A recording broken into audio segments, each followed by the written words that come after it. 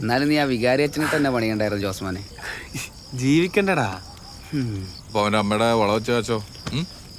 അതിന്റെ അകത്തൊന്ന് കുറച്ച് കാശ് ചിട്ടിയും വെട്ടിയൊക്കെ അടച്ചു തീർത്തു. ആ പിന്നെ കുറച്ച് കാശ് പലിച്ചക്കാരൻ അണ്ണാച്ചിക്ക് കൊടുത്തു. ഇല്ലേ പുള്ളി വണ്ടി സീസ് ചെയ്യുന്ന പറഞ്ഞേ. ജോസ്മാനെ നീ എനിക്ക് തരാനുള്ള കാശ് ഒന്നും ഇപ്പൊ തരണ്ടട്ടാ. താങ്ക് യു അപ്പൻ ചേട്ടാ. അപ്പൻ ചേട്ടൻ മാത്രമേ എന്നോട് സ്നേഹമുള്ളൂ. സ്നേഹം കൊണ്ടല്ല, നീ കാശ് തന്നാ പിന്നെയും പിന്നെ ചോദിക്കും. അത് അവിടെ തന്നെ ഇരുന്നോട്ടെ, അതാ നല്ലത്. അല്ല ജസ്റ്റിൻ ചേട്ടാ, നിങ്ങൾ എങ്ങനെയാണ് അമേരിക്കയിൽ നിന്ന് കാശ് വാരിയത്? വരുന്ന കാശല്ലടാ, പിന്നെ അപ്പിയാ വരുന്നത്.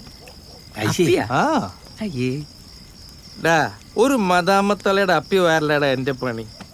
അങ്ങനെ വാരി വാരി എക്സ്പേർട്ട് ആയ സമയത്താണ് എനിക്കൊരു കൊച്ചുണ്ടാകുന്നത്.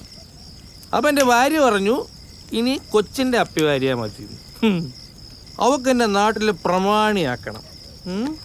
അതിനു വേണ്ടിയുള്ള ടെക്നിക്കാണ് ഈ ഓണാഘോഷ പരിപാടി സ്പോൺസറിങ് ഒക്കെ.